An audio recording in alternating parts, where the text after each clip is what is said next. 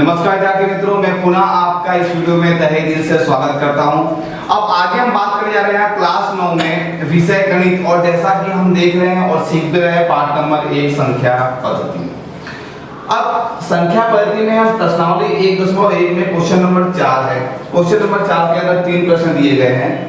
आपके सामने इन तीनों प्रश्नों को अच्छी तरह से मैं प्रस्तुत करता हूँ, आपको सिखा देता हूँ कि कैसे आपको इस तरह से उत्तर लिखने हैं, कारण सीधे आपको बताने।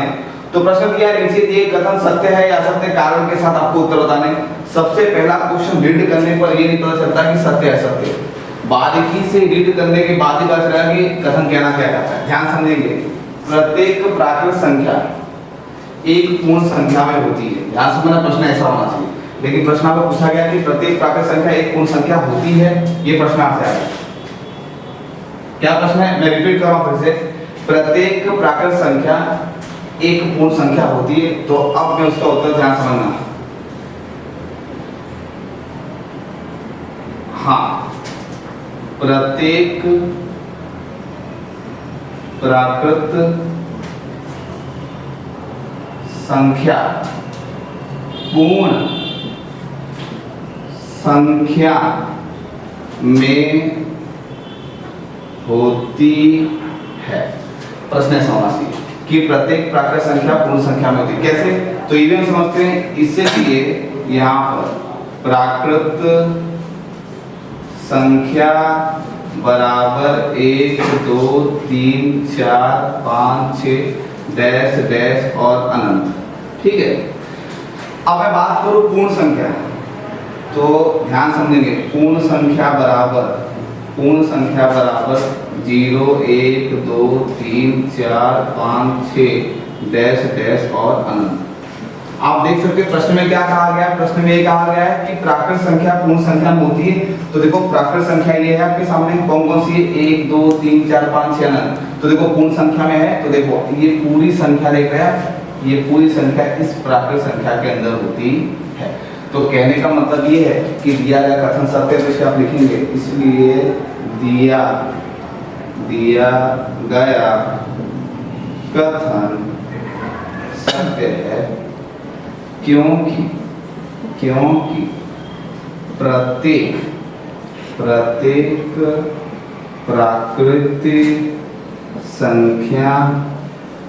प्राकृत संख्या एक पूर्ण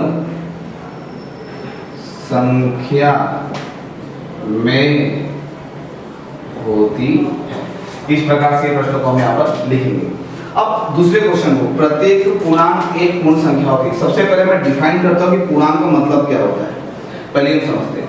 तो पूर्णांक जो है वो 3 भागों में बटा होता है। ठीक है, यहाँ पर आप लिख सकते हो पूर्णांक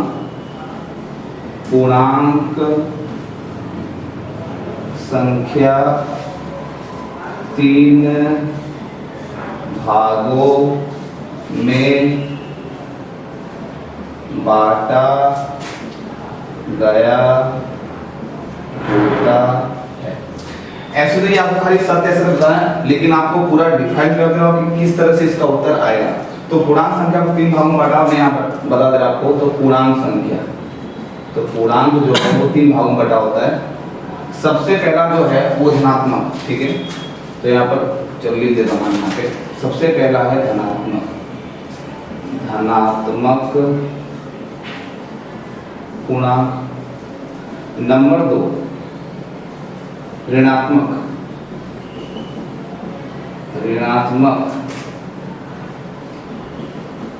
पूर्णांक, और नंबर 3 आप देख सकते हैं शून्य। आप कहते हैं बोलने के लिए, लेकिन इसको हम संख्या रेखा में दर्शा सकते हैं। कैसे, तो देखिए शून्य है, ठीक है, और -1 -2 +1 +2 हो गया।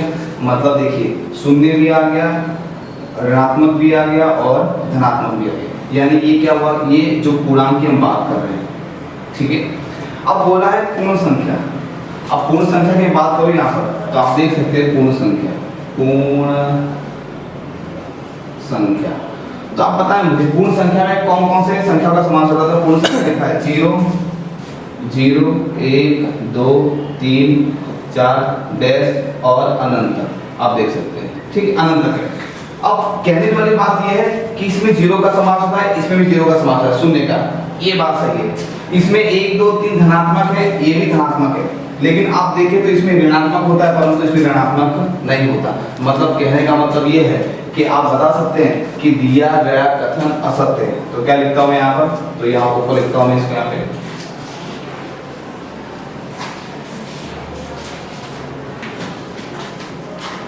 लिखेंगे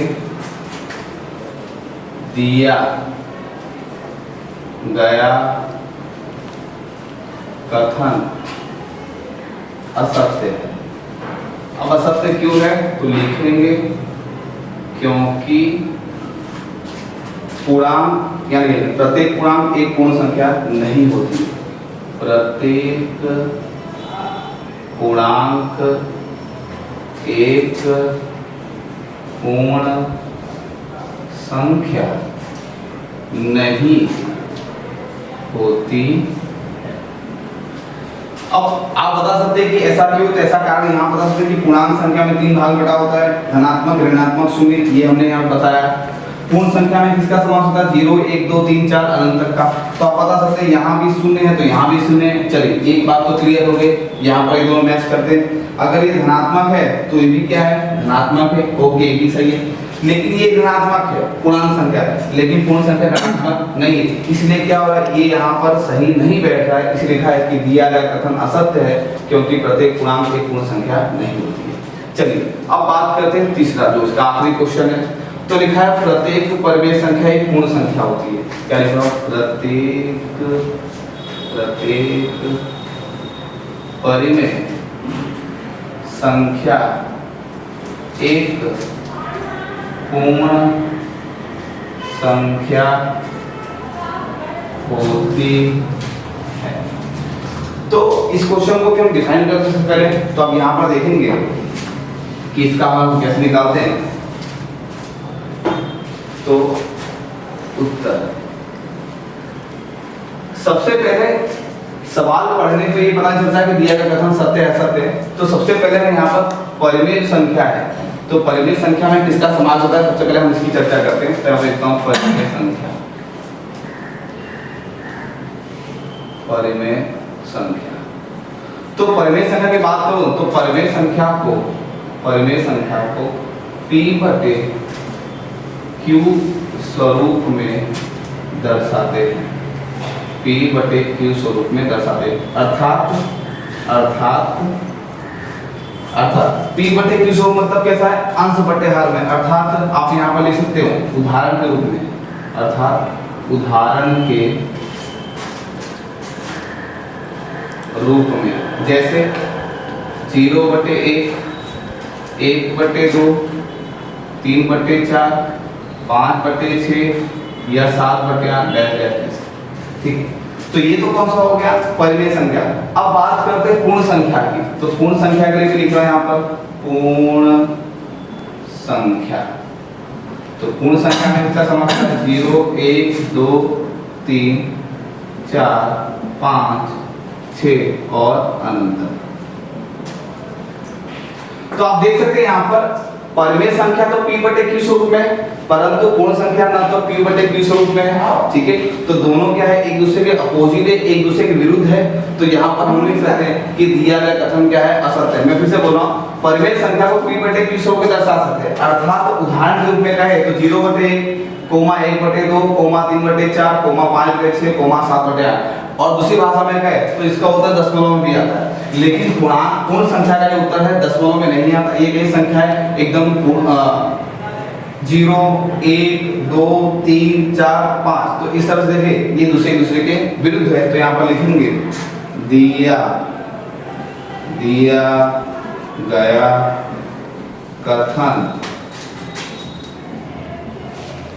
असत्य है क्योंकि, अब असत्य है क्योंकि, तो देखिए प्रत्येक परिमेय संख्या, ठीक है, प्रत्येक परिमेय संख्या एक पूर्ण संख्या नहीं होती है। प्रत्येक